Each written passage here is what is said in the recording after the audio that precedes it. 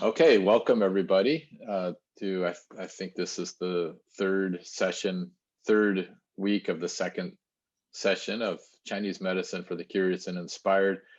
I appreciate you all being here. I could start off with us talking about the timing in Chinese medicine. This was somebody, I can't remember, I just looked at a card that somebody sent me. I'm sorry, I can't remember who, but that also asks the same question about the circadian rhythms and how that works in Chinese medicine. Susan just asked me about how if you were to fly to another time zone, how that works in Chinese medicine. Well, of course, classically, nobody flew from one time zone to the other in ancient China, except maybe the immortals who could appear and reappear anywhere. But of course, to those people, time is not that they're beyond time and space. That's how that was talked about. So we don't need to worry ourselves about the immortals or enlightened beings, but the generally the rhythms of the body are extremely important. The Chinese really emphasize that. I don't know about other medical systems and other cultures about this so much, but the Chinese were very much aware of this and took it seriously. Each channel, I think I introduced it a while ago, that each channel has an approximately 2-hour time that it's that it's what's the word, dominant, where the qi is in that channel. And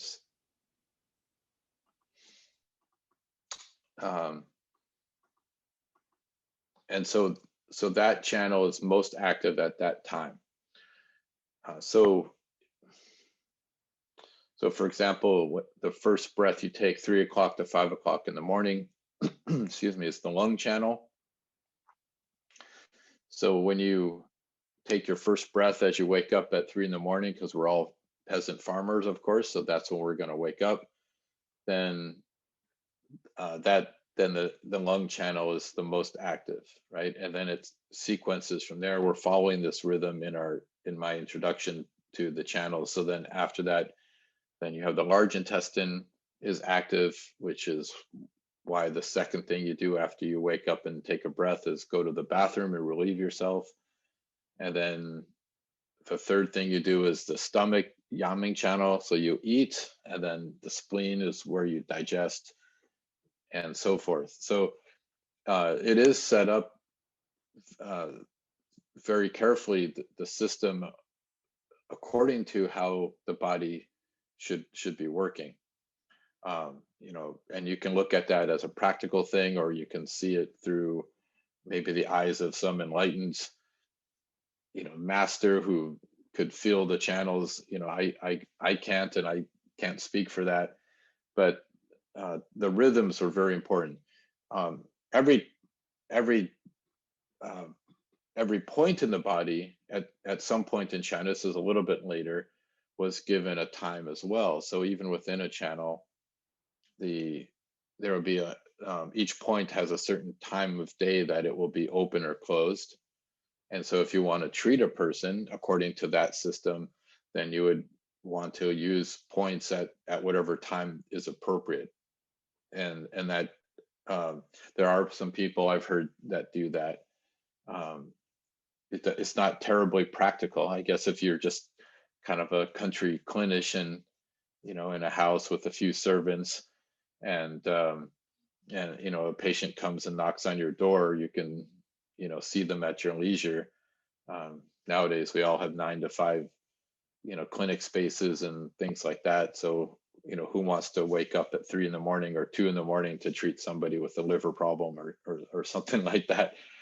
But there is lots and lots of literature, especially from the Song dynasty, that talks about the timing And then of course there's 360 main acupuncture locations.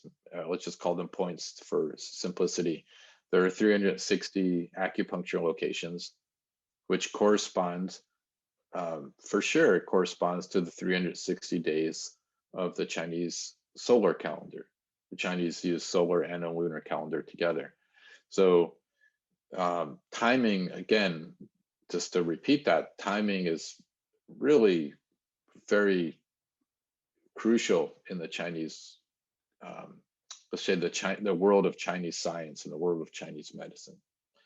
So there's a sutra, a Taoist text called the Hama Jing. It's a very interesting text. It talks about the cycles of the moon and the waxing and waning of the moon. Each segment of the moon's waxing and waning corresponds in the body to certain places that are stronger or weaker. Top half the body and lower half the body.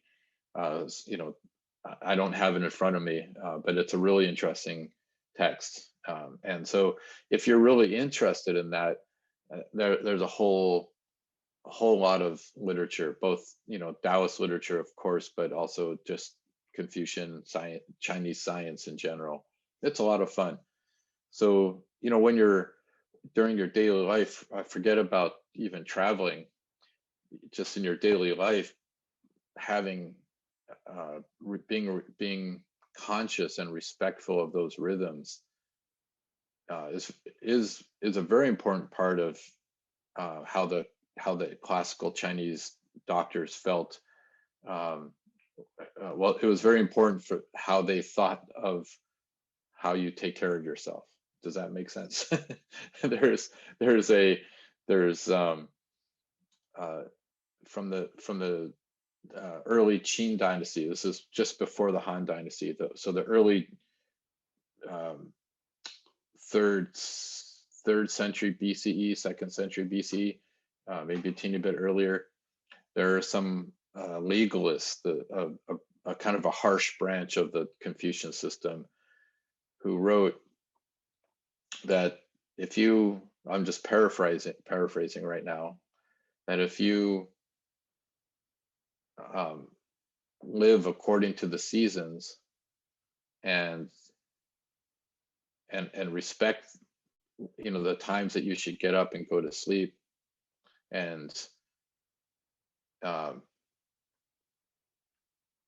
of your daily rituals, if you do them according to the proper timing, then you'll be fine. Then everything will be with the flow. However, if you go against that, then if the calamity occurs, not just in your personal body, but in the country as a whole, then, so also advice to the king to follow proper rituals. So from the king to the society to personal, if you do things according to the proper time and occasion, then everything will be fine. If not, calamity will occur, either countrywide or in the body. And then it says, nobody to blame but yourself. And if you look at the Yellow Emperor's classic on medicine, the Huangdi Neijing, it actually has the same exact, almost word for word paragraphs that says if you should wake up and go to sleep at the right times, you should have sex at the right times, and don't have sex at the right times to not have sex. Don't in the summer you wake up at a certain time, in the winter so everything has its daily and seasonal appropriateness, and then you won't get sick. And this is in response in the Yellow Emperor's classic. This is written in response to the emperor asking his physician advisor, why is it that people in the past were able to live to 100 years old and still have a lot of vitality, and now they're at 50 and they're already decrepit and aging and can barely keep their back up. And so this is the response, basically, is that they knew how to live according to the proper, they did things according to the proper um, timing. Really, timing was a very big part of that. So it's a really interesting field of Chinese medicine, I think. And it's not Taoist, actually. This is the Confucians. The Confucians were saying this. Of course, the Taoists were saying things like this too, but it's not about just the Taoists living in harmony with nature. This is Chinese people who were involved with Chinese science, which were all the educated people. So we're to be in harmony, and is that what gives proper timing? And is that are there any additional guidelines to how we can accommodate our body? For example, you're going to a time zone 7 hours away. Yeah.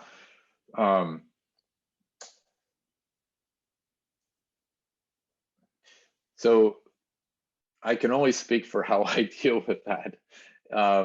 I think, I just traveled to the East Coast a couple of weeks ago, and 3 hours difference from the West Coast.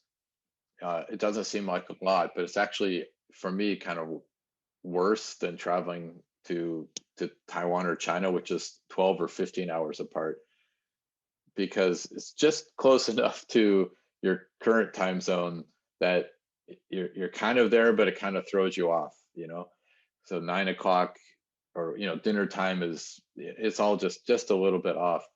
So what I did was, I arrived around 5 or 6 in the evening, and I left in the morning here. I arrived in the dinner time there, and so I just took the time that I was at, and I said, okay, I'm not really hungry, but I'm going to eat dinner, and then go to sleep at the time that I should go to sleep. And then I had zero time lag problems, jet lag problems. So I just accorded with the time that I was at in that place where I was. And sometimes you get lucky and it works. Sometimes your body's off for a while. But I think that's the key, is just to live in the time that you're at and work in that time zone. That's just traveler's advice. But if you look at people, maybe some of you here do this and you can speak to this. If you have a life that is professionally irregular, not by choice, but your profession, for example, nurses or firefighters, police, police people. Let's make it universal. What else? Coffee, like bartenders, things like that, where especially if you're on and off different shifts, like nurses and things like that, where you tend to maybe 2 days on the day shift and then you take a break, and then you're 2 days on a night shift, things like that. I think that really over time can play a toll on the body's health. And so people who I see in my clinic that have problems like that, even cholesterol problems or blood pressure problems, or system issues that things are not working very well, and there shouldn't be a reason for it, then re-regulating their timing in the day is the first advice I give. And of course that sometimes means quitting their job, and many people won't do that. That's a choice, but at least I make that suggestion, that at least, so if you're a bartender and you close up the bar at 1 a.m. or 3 a.m, but you do that every single day, that's your regular life. That may also not be very good, but at least it's better because it's regular and your body can accommodate to that. I think that's better than having on and off shifts where you're never quite in the same time zone, even within your own home. So, some questions here about when to go to sleep and what's proper timing. So, in Chinese medicine, the liver channel, the liver system is the time of at nighttime. So gallbladder starts at 11 o'clock at night, and that's 2 hours, so 11 to 1, and then the liver is 1 a.m. to 3 a.m. and then the lung starts, and then that's kind of the wake up cycle. So the liver, when you're asleep, the liver absorbs blood. This is what the Chinese medicine says. It's also, by the way, exactly what Western medicine says too about the liver organ. So this is completely in accord, both Western and Chinese medicine. The liver absorbs the blood because you're not using it to be active, and then you have the Ying. You have Ying and Wei. Ying is a restorative qi in the body. Then is then active, and the restoration of the body occurs. So the time, according to the clock, the 20, well, in Chinese it's a 12 unit system, but 24-hour clock, you would want to be asleep by 11 and wake up sometime 3 or after. So that 11 o'clock to 3 o'clock time period is ideal to be asleep at that time. Not to get anxious or worried about it if it's 11:05 and you haven't gotten to bed yet. I don't think you need to worry like that, but that would be the best ideal time if that works for people.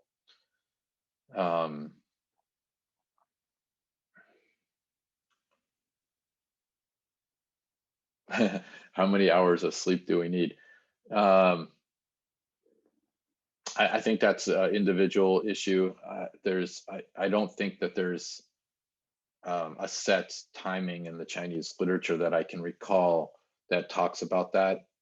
My teacher, Dr. Lee in Taiwan, he pretty much every patient, he makes sure that they're sleeping 7 or 8 hours or more a night. So that's, if somebody's sleeping 5 or 6 hours, he scolds them.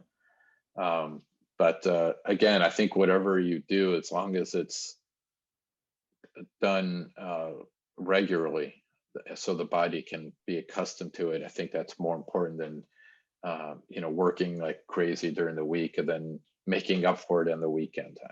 That doesn't quite work in the Chinese medical, or it doesn't quite work as well as you think it might. Oh, daylight savings time. Yeah, Chinese, I don't think China has a daylight savings time. I don't think, if I'm correct, maybe somebody here can correct me if I'm wrong, but China itself as a country doesn't even have time zones. Yeah, so doesn't that put them in a funny place in terms of assuming that these numbers we assign, 3 o'clock, 7 o'clock, have to do with what's going on with the sun and where the earth is, what happens there? Yeah, I it's one of those things that I think by this time in my career, I would have asked a Chinese person how that works. Somebody in Beijing and somebody over in the Far East and Far West will have the same time on their clock, but a completely different place of the sun over them. I don't know. I don't know how that actually works logistically or practically. I'm also wondering, so my husband's a night owl, as they say, and just has always been. And our daughter, even when she was 3, 4, could put her in bed. And then if you walked in to check on her at 11, She was wide awake and imaginating stories, and just seems to have a natural rhythm that's atypical. Is that something that you see in Chinese culture, the concept of the night owl? You know, I think the Chinese people have themselves don't have a big regard for the way what the Chinese doctors are saying. One of the really curious things in Taiwan, and I don't know how much this happens anymore, but I used to. This is in the '90s. I would, and I'm kind of a night owl too, so I have no problem, walking around at midnight. And Taiwan is very safe and kind of, it's usually warm, so it's not a big deal walking around. And there are these places in Taiwan where you have um, these little uh, sections of restaurants in a neighborhood here and there throughout the city or the suburbs, where like dojang shops, soybean milk places, where they would open at 10 at night and they wouldn't close until 4 in the morning or so. And so all the taxi drivers would go there to, if they're taking a break, and they would hang out with each other and have breakfast at like midnight. But the other weird thing is not just the taxi drivers. You would see fathers or mothers or little families carrying their 2-year-olds walking down the street at midnight, going for salbing youtiao with dojang, right? These breakfast foods. It's really weird. I never can't imagine that. So and the night markets and stuff in China, or I just speak for Taiwan, but even now they open late and don't close until late, and so the people love to go out and go shopping in these night markets and have food and stuff like that. So the night culture is very vibrant in Taiwan, and I'm sure in Asia in general. So the people are never quite the same, quite in sync with what the Chinese, the ancient Chinese wisdom, so to speak, says. So I mean, I'm sure even back 2,000 years ago they weren't doing that either, because if they were, then why would the doctor need to say it in the manuals? They were scolding a certain, the population. But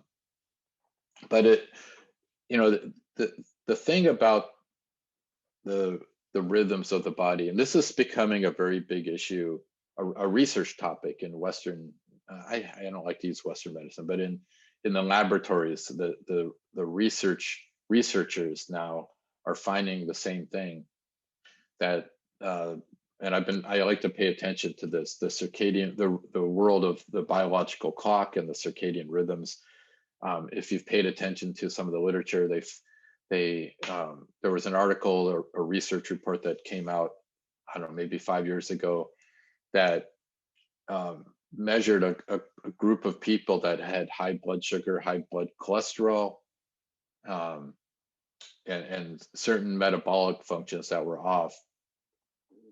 And they just had them regulate their life according to the circadian rhythm. So instead of staying up late until 3 in the morning, they had them go to sleep at regular hours.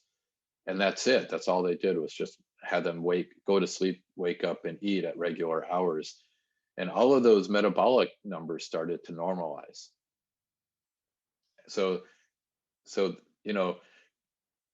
there is some really good, hard, measurable data that shows that our body is much healthier when we wake up and go to sleep at normal times. And I think that's so important to know that. So it's like, if you're having problems and you can't quite get your blood sugar under control and blood cholesterol under control, the first thing to do is just regulate your life cycles and see if that makes a difference. You might be surprised. And then they've found some really cool things that it's not just the stomach has a biological clock, or there's like some general clock, in the body that kind of sets a rhythm. They found that each organ has its own internal clock. each organ is able to has its own rhythms. And so the science of the circadian rhythms in the last few years has really taken off and written some very remarkable, or had some very remarkable um, discoveries, or talk about that. So it's in complete match, Chinese medicine and the modern science. So yeah, daylight savings time. I think Carol asked about daylight saving times. Of course, I think it's kind of a ridiculous thing. You just go with the flow, whatever you have. But yeah, it really causes havoc in people. In my clinic, during those 2 times of the year in the United States where we switch the times, yeah, people get thrown off for several weeks. It really affects their health. Just 1 hour difference, it really affects your health. This is great. I love this topic. I didn't prepare for it, but it's a lovely topic. And we Are don't there have, any? we don't have Excuse me? anything else in the chat. No other questions. Okay. So maybe as homework, try to regulate your life this week and see how that affects you. So, okay, if there's no more questions about that, then we can go back to the stomach yamming channel, which in terms of the timing of that is, we had lung 3 to 5, the large intestine yamming channel 5 to 7, and the stomach yamming channel is 7 to 9. Actually, before I move into this, maybe just to say about timing, that how people lived in the past is very different than how we live now. I'm not talking about, I mean, we have refrigerators and electric lights and artificial life that keeps us, that sustains our irregularities. So, but I'm not just talking about that. Is, I think the lifestyle of in the past just naturally was very different. And I'm sure if any of you just go camping for a weekend, you'll be very, your body will just want to sleep at like 7 at night, right? You feel tired and it's dark and you just go to sleep, right? And then it's 4 or 5 in the morning and you hear the birds chirping through your tent and all this, and you just wake up. And that's like having nothing really to do except maybe you're going to go on a hike that day. If you're in the past, you have chores to do. You have to get up and you go do something. I think life was quite different. How you ate, the meals that you ate, when you ate them, and different cultures, I'm sure, have different times about that. My mother was talking to me about a book she is reading about the history of candles and light, and the whole culture around candles in Europe and everywhere dictated your life too. The poor people didn't have light. The rich people had the candles, and the poor people had the ends of the candles that they were given by the rich people. So all of these things in different cultures is an amazing, it's an amazing type of study to do, and so we have to be careful to kind of think of our current life and just and assume that people even 100 years ago, not 1,000 or 2,000 years ago, were living the same, and had the same habits. And even somebody in China in the north will probably have different habits from somebody in the south or Afghanistan or whatever. So this is something that I think that just I think the point I need to make is that there's no absolute right or wrong about how you live your life, and you shouldn't get caught up in self-help books that dictate to you what is the best thing to do. I think what is best is what's best for you and your life, but with making the caveat is making it as regular as possible without getting OCD about it, and and being resting comfortably in that lifestyle, Now, if it's reasonable. Yeah, Susan. yeah, just a related thing. I know that in Europe, the tradition has been, this large meal in the middle of the day, and then a rest, and then another work time, so an early morning work time. And, in many places, there's that big meal in the middle of the day, small meal in the evening. I'm just ignorant about that in terms of Chinese culture, or how ubiquitous that is, or how that may relate to all these flows. Thank you. What I understand in China is that they had 2 meals a day. They had a morning meal and then kind of a mid-afternoon meals.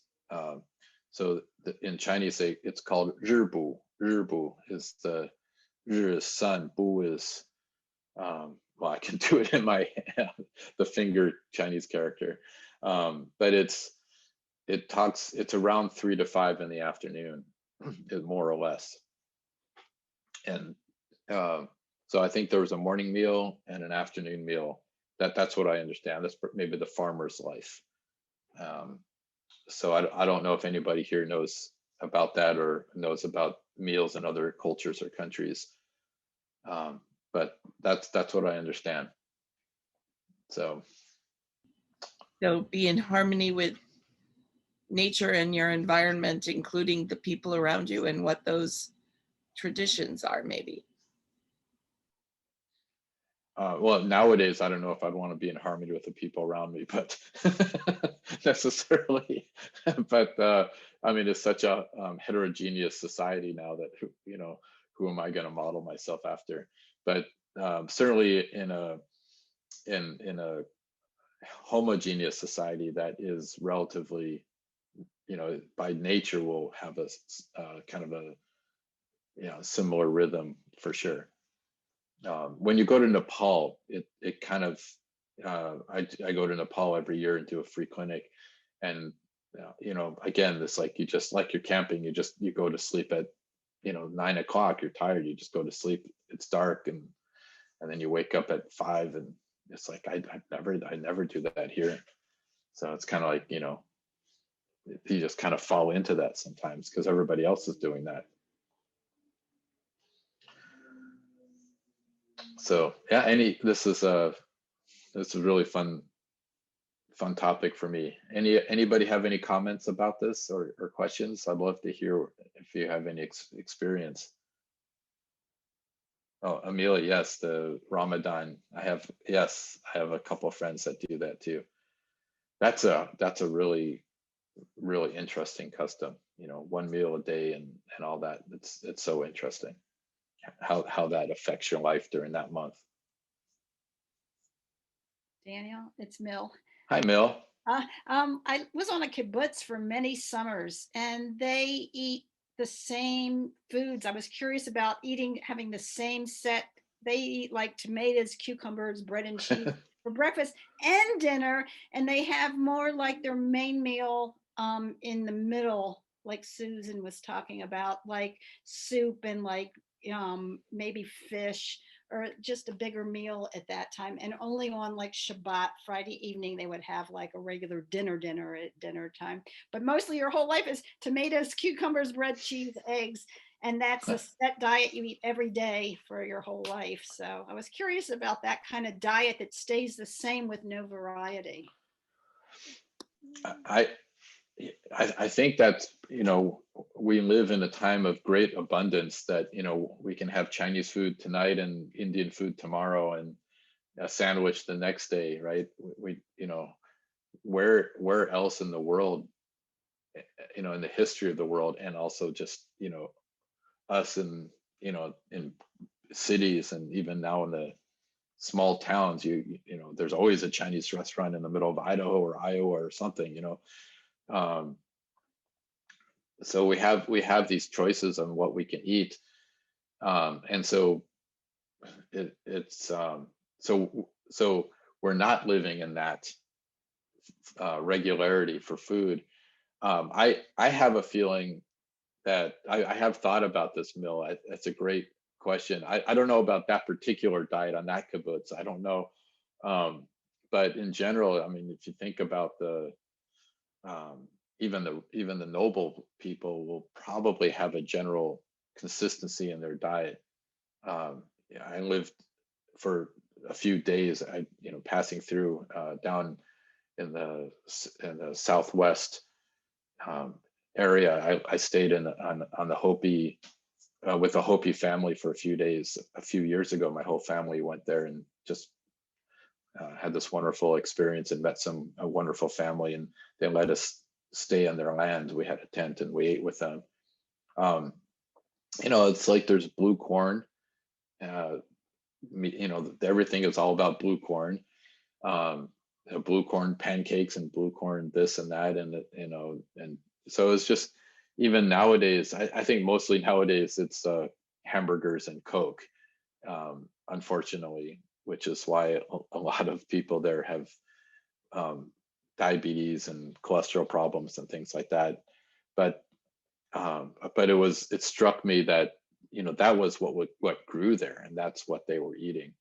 And everywhere that you go, if you're I don't know, if you're in Switzerland, you have goat milk or something like Heidi did when she grew up. Everything is what is around there, and I think your body really will appreciate that regularity. And if you're not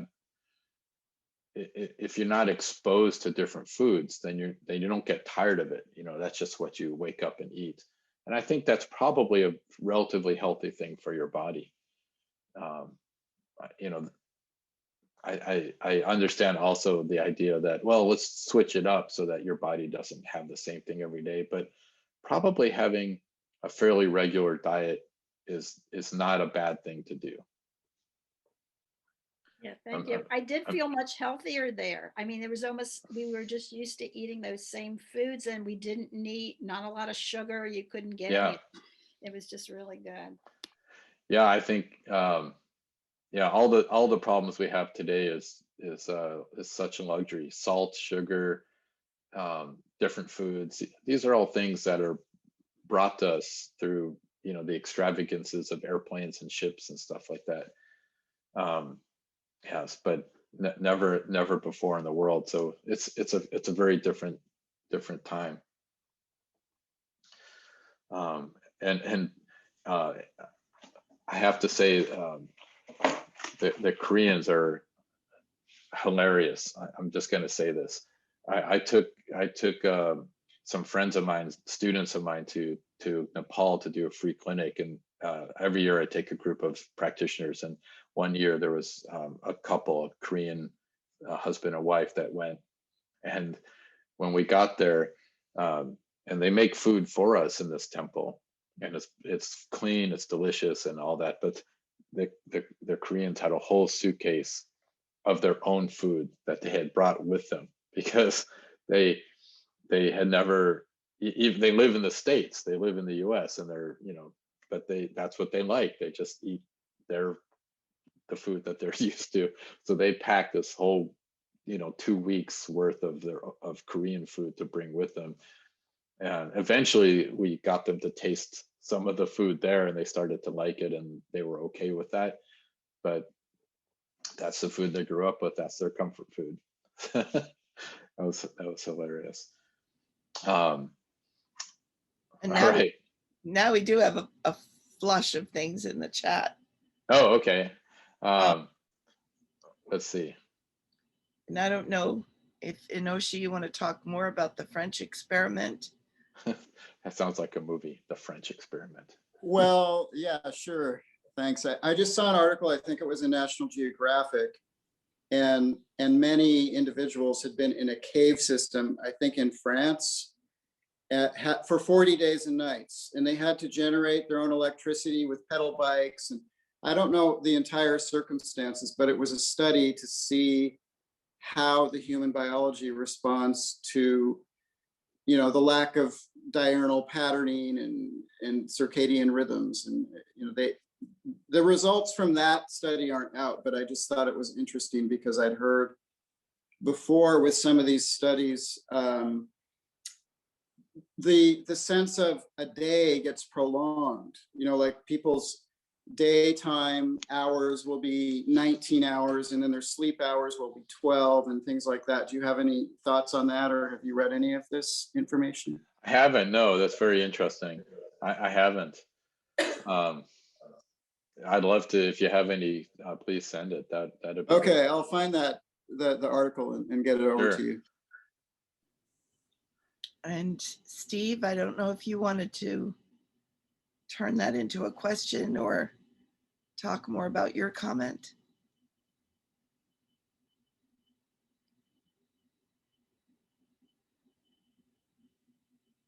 Is Steve here? Yes, hi. I have to figure out how to unmute. Just my experience. Losing a lot of weight, when I got the circadian rhythms going, all of a sudden the stress, I attribute it to the cortisol that many of us, I think, in our modern society are living in fight or flight. We may not even know it that we're doing that, but we are. And I just felt that when I did the circadian rhythms, all of a sudden another 20 plus pounds started dropping Wow. with no effort. That's very cool. So Yeah, it's amazing how we torture ourselves by simply living in irregularity. and I think we're encouraged both in our work, what does a boss do? He looks for the little moments of time to make you more productive. Oh, do this. You don't get the little moments of in between. Now, not all jobs are like the ones I've had. There's a stress component to everything, and we don't get time out. And aside from the very bad stress and death and all that that's happening, and the financial difficulties, the one benefit of Corona, it's almost forcing people to do that. They're kind of forcing them to go to bed earlier or to just Relax more. have a little more space between the things you do. Yeah, I agree with that. Yeah, one of the things that if you read the biographies, or if I'm sure many of you are already like this, but if you look at super successful people, and I'm talking CEOs of Tesla and Steve Jobs and Bill Gates and those types of people, not just people who are famous and wealthy, but anybody who seems to be successful in life and gets things done, has a very specific rhythm, kind of almost an OCD rhythm in their life, where they don't sit around wondering what they're going to do. Their life is fairly regular, and maybe driven or too driven, which has another unhealthy aspect, but the regularity of their life is a consistent, I found, among people who are successful and are happy with their success. That's I have not studied that, but just something that I've noticed. A routine. What's that, Steve? A routine. A routine, yeah. And regardless of whether their friend calls or not, this is the time they exercise. This is their time they wake up. That they wake up. This is time they go for their exercise. Who cares about other people? They just follow their routine, and they're very good at it. Go ahead. Dot is unmuted, so I think he maybe had a comment, and then Maureen, you can go after that. This is not just a comment. I don't have any further comment, but I thought that the life would be pretty challenging for the astronauts. Yeah, if I remember, I think they follow an a regular but artificially regular system of when they go to sleep. This is time to go to sleep, so they just go to sleep, right? Does anybody know? I think they still kind of are forced, not forced in harsh way, but they're given a regular routine. I would think they would have to rotate, right? Because somebody's got to be awake all the time. Right, but they just go to sleep. This is when they're, they just create an artificial Your day. schedule, this is yours. Yeah. Yeah. Yeah, I was just thinking that given the effect of the magnetic field and the various aspects of the earth on the body, that being around the earth all the time at different times like that, it would be very, very taxing for them. But maybe keeping this to a rigorous, correct schedule would solve the problem. I don't know. I thought it would be interesting to interview them and see how that kind of schedule would affect them physically. I'm sure there's lots of studies that have already been done. I'm sure it wouldn't be hard to find that. I know the Russians do a lot of experiments, even with acupuncture and their cosmonauts. You can, I don't read Russian, but there's a lot of literature about some of that, how the astronauts, their life, vital systems. Yeah, Maureen?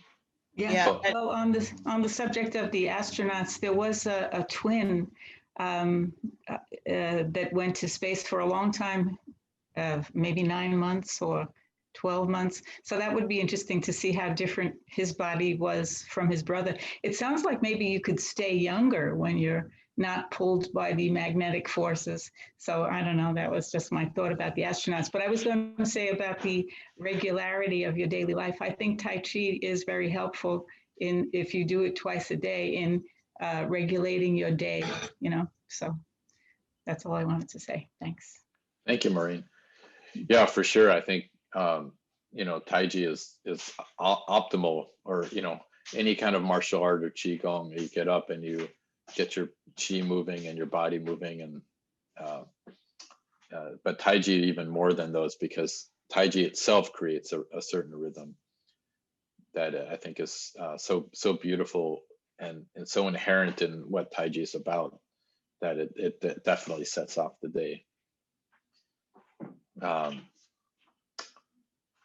Any other, Steve? Do you have a Amy, it looks oh, like. Amy, I'm sorry. Oh, but maybe Steve does as well. I know Amy's got a comment in the chat. Okay. And I'll also say that, she put a link to that study with the people, I guess, who are living underground. So that's in the link for anyone who's interested. And yeah, Steve does have a question. So I don't know if Amy wanted to say anything or.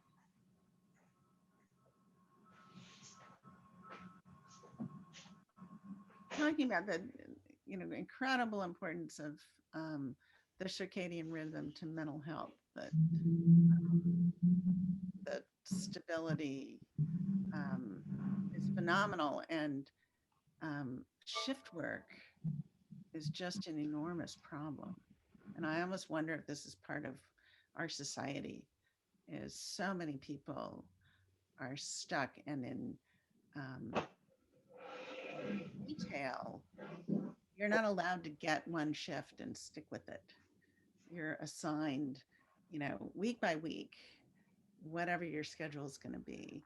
And even in that week, it's not all one shift.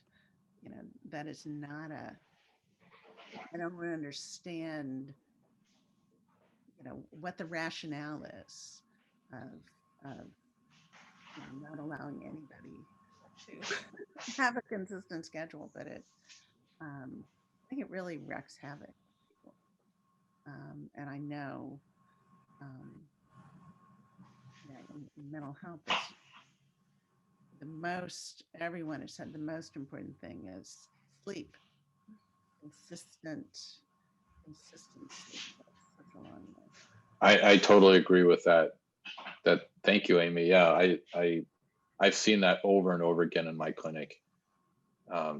People who do that work, maybe at 20 they're okay, maybe at 30 they're okay, but at some point in their 40s or 50s, their body, at some point there's a break, and you know, it's just kind of a sooner or later often. So, yeah, thank you. And we probably have time for Steve's question and maybe not too many more, I would think, but let's see. We can continue this conversation later. That's a wonderful conversation. Yes. I can reserve my other question for later, another session. I was curious about the when you mentioned the chi flows and following it, whether it affected the brain and the neurology, whether in fact acupuncture points, are they actually nerve endings, or is it something else? And we talk about this. That might be a bigger topic for another day, and there might be tons of research. Relative to today's conversation, I just want to point people to something I saw on YouTube by Andrew Huber. He's a neurologist, biologist at Stanford, and he's done a bunch of what is the findings. And he was saying the sunlight in the morning starts the cortisol routine in the brain. And then in the evening, when you see dusk, it starts the dopamine cycle. And those affect your circadian rhythms. That's correct. The cortisol, the sex hormones, the thyroid hormones, melatonin, and all of those are rise and fall, ebb and flow during the day, and in a very regular way. That's why your body starts to get cold at night. Even if you wake up, you need to like put a blanket on. So his statement was, if you wanted to go to bed earlier, you have to get up earlier, because once the cortisol begins, that starts the cycle, and then the cycle ends. Very much. Maybe I could ask a favor of all of you who have commented on certain information and articles, and I have a couple. Maybe I could volunteer Amelia if we can send them all. Would you mind, Amelia, if we send, if you have interesting articles about this, to send them to Amelia, and then Amelia can put them in one email and send them off, and we can all enjoy reading that. Would that be okay, Amelia? Yes, please send them to me. That'll be a really fun conclusion to this. And there is now from Dot one more question. I don't know if you want to take a peek. Yeah, Daniel, this is Dot. And my question is that given that the classic says that use the mind to lead the chi, or wherever the mind goes, the chi goes. How does your knowledge of Chinese medicine inform your Tai Chi practice? And I'm talking about the movements and things like that, the postures and so on and so forth. That's a huge question. I realized I didn't answer Steve's question, which is actually a simple question. Let me go back to that really quick, and then Dot, I'll talk about yours. The acupuncture with regard to the nerves is, if you have no nerve function, the acupuncture is not going to work. So I'll say that. So if you're paralyzed from the waist down, for example, and you put a needle in your leg, there's going to be very little, if no effect at all. So the nerves are a big part of it. The electromagnetic currents in your body, which is driven by the nerves to a large extent, makes the needles work or not work. But we don't put them in the nerves. We put them between, well, there's different methods, but generally speaking, the needle should go in the spaces between muscle groups, not in nerves and not necessarily in muscles. Although there is a technique of acupuncture that does that. But so it's kind of, you're in innervated areas, but you're not in the nerves, if that makes sense. So we are manipulating the nervous system. For sure. Opposed to an electric system or the fascia, where they talk about the fluids. It all is affected, but the Chinese medicine doesn't look at those. I mean, some modern acupuncturists who are really into the science of it, or maybe were massage therapists before, they kind of look at the fascia and things like that. But I think the more, a little bit more straight up classical approach is in the spaces between muscles. And it's the space where chi flows and fluid flows, not going into a structure itself, but between the structures. Dot, I Makes think sense. looking, yeah, for sure. Dot, I'm looking at the time. Can you, this is a wonderful question to start next week off. We only have 3 minutes to kind of move to the next session. Let's hold that for the next time. That's a great question. Thank you, Dan. Sure. Thank you, everybody. I think it's almost 3 minutes to the next session, so we can take a quick exit, and I'll see you on the other side. Thank you. so It was a much. great session. Thank you, everybody. Thank you, Dan.